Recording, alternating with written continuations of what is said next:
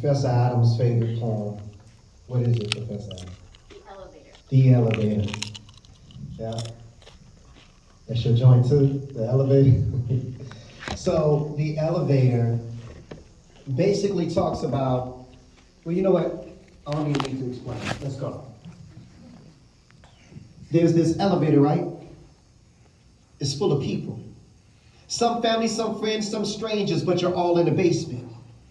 See, the basement represents that brand new idea that was blessed to be manifested in your mind, but by the time you share your idea with the 10 people standing in the elevator next to you, some of them get the hell off before the door even closes. Sort of like those so-called friends. The ones who you thought would be there through thick and thin down to the end didn't even make it to the first floor. The door closes. The elevator rises. Much to your surprise, you're making progress. The bell rings, you're at the first floor. The door opens, and guess what happens next? Those childhood friends, well, they got goals of their own. Time for you to be strong, because you're going to lose some of these friends during this ride and feel alone. But as they walk out, a few more friends walk in. You started off with 10, but now you're down to 8.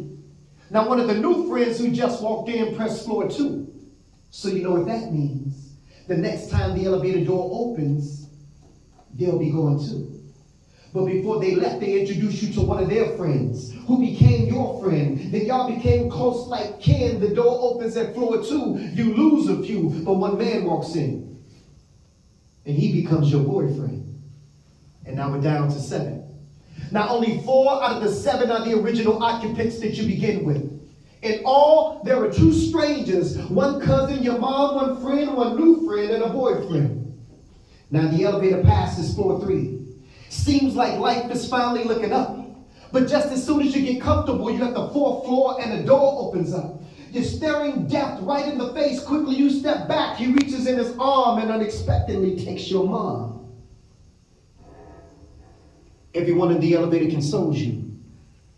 But this takes an emotional toll on you and your relationship. Everything you ever believed in or ever knew about is in doubt. You become so emotionally cold that right before the doors close, your boyfriend walks out. What's to expect by floor 5? Now what just happened on the 4th floor was a game changer. But by the time floor 5 arrives, you will lose one of those strangers. But before he leaves, he whispers to you, "There's something that I hope that you see." She said, "What's that?" That God wants you to go through everything that you're going through in order for you to get to where it is he wants you to be. He leaves. 4 remains. Only 1 more floor to go. But between the 5th and the 6th floor, you notice something. The other stranger reaches around you and hits the stop button. Everything is frozen except you and him. He said, "Okay, it's time for us to talk. Now, I've been here since the beginning. And I've seen everything that happened, and not once did you ever acknowledge me. I even gave you words of encouragement when you lost your mommy. I thought at that point you would want to get to know me. Look around. Out of the 10 that you started out with, there's only a few. Now you have a choice or two. You can continue on. Use the experience of what you've been through to help heal, or you can do what you've been thinking, go in that person, take those pills." She said, "No, I want to live." Well, then you need to learn how to forgive. She now knew who she was talking to.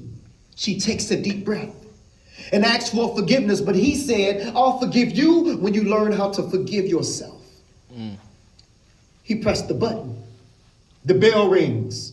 The door opens at the 6th floor. To your surprise, your ex-boyfriend is standing there, offer you his hand. You turn right around, look at that man right in the face, and smile. See, out of the many people that have come into your life, you've already lost the majority. Expect for the ones closest to you to disappoint you, let you down, betray you. But don't you change, stay you. And at the end of the day, when you place your family and friends before God, he will remove them to show you that he's a jealous God. And none should be placed before him. Trust him to know that he will replace everything stolen, restore everything lost, and heal everything broken. See, in life, we're going to have some knockdowns on the way up. But it's not about how many times you get knocked down. It's about how many times you get back up. That's that peace, y'all.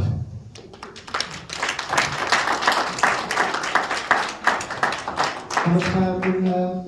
104.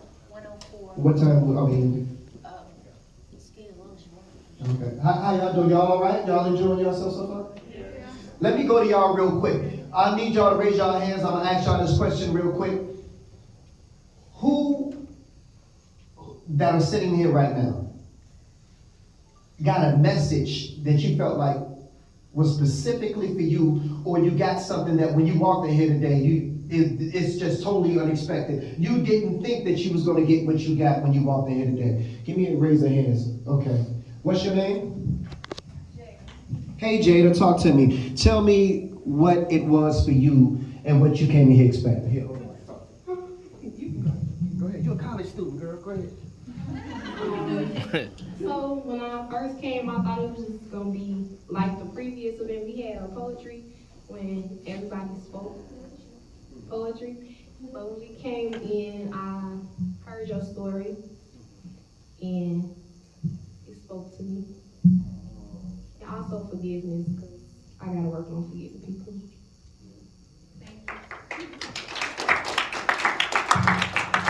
That's dope. That's dope. Anybody else? Okay, she raised her hand right here. Let's go.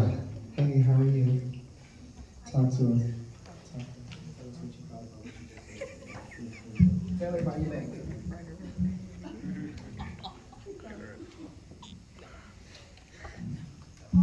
YouTube speech class, you can do it.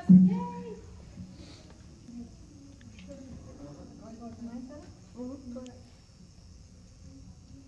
Hi, my name is Siraj. I just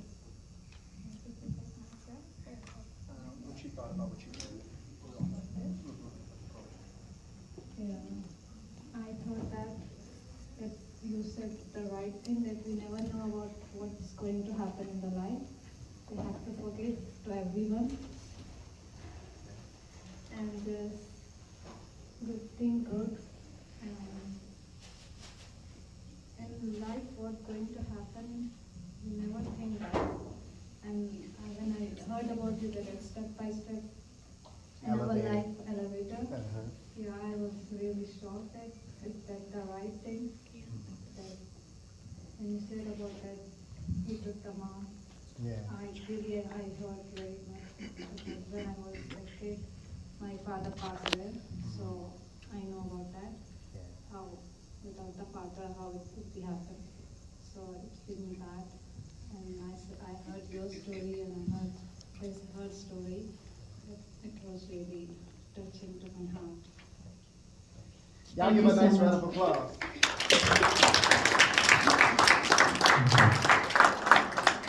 Anyone else? Tell us what you. Okay, come on, that's my girl right there. Tell everybody your name and you know what you love. My name is Jacqueline Aguilar. You might know me as Jackie, that's short. When I first came here, when it was the first time, it was poetry. It was like it touched me the first time how you said elevator, because it has been happened to me, and now again, it's just like how you talk about how your girlfriend, or like I don't know, your ex-girlfriend got abortion. I lost 2 childs, not because of what the person I was. It was just like how the arguments have been. So that happened to me. I lost 2 kids. My abusive relationship, that happened to me. You touched me back again because I had to let it out because I can't have it inside of me no more. I tried to forgive, I tried everything. Like the elevator, he comes back again and tries to add up to me, but I push him away because right now I'm in a better relationship. Like I find the right person, like I find the right love already.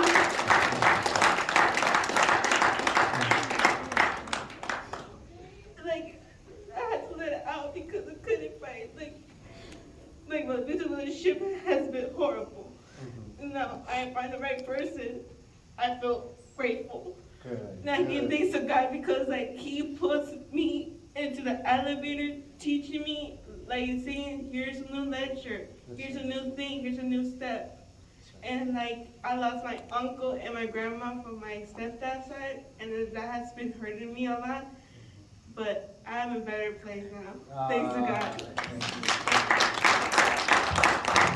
And remember, there was a verse in the elevator where I said, God allowed you to go through everything that you've been through in order for you to get to where it is He wants you to be.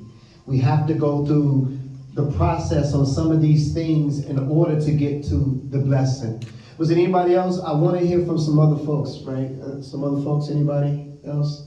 Just tell us what you thought about, today's, there you go. I want y'all pick out a representative, a spokesperson, right here in that row right there. I want somebody in that row right there. Yup. Yup. I didn't expect to meet Abdullah today. It's the first time that he's a guest at this class. Thank you so much. I was really impressed by the message in your apps. I think it is so wonderful that you have these messages and that you told us your story so that it can inspire the rest of us here. Thank you so much. Thank you. Give it up again for my man Abdullah. Okay, did y'all select a spokesperson in the front row representative? Everybody's looking this way down here. It's either one of y'all two, because everybody's looking this way. So.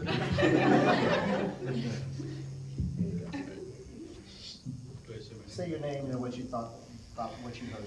So my name is Axel, and what I thought about the elevator poem, it's really inspirational, and I'm pretty sure a lot of people or everybody here thought that it was like the best poem here because life is unexpected, and you just have to like solve the problems that you have in you just have to go through the hardest problems that you have in life, and it's not easy. Everybody has different problems, and I guess you have to keep trying.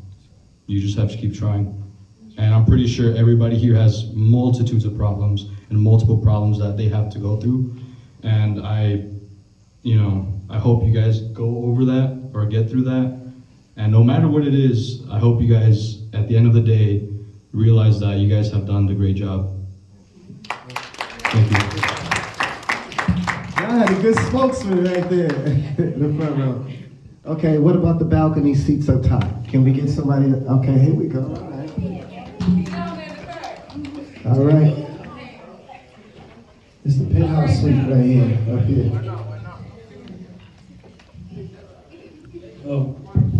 So my name is Viren, and first of all, great job, Abdullah. Thanks so much for your poem, sir. And ma'am, hang in there. I'm telling you, I can totally get it in a way. I have heard a lot of stories about, and may God give nothing but happiness to both of you and everyone who faced problems in their life. All I wanted to know, I thought that it might be something related to Black history or something. I'll be honest, I did underestimate the whole coming here, but it was a great session and I learned a lot. And the one thing I would like to tell everyone, if God is choosing you to wake you up, do something about it, rather than cursing or being like, oh, why is this happening? No, do something about it and be happy. That's all. That's all. It's your choice. I want to say something, Blaq. I want to say something. First and foremost, I want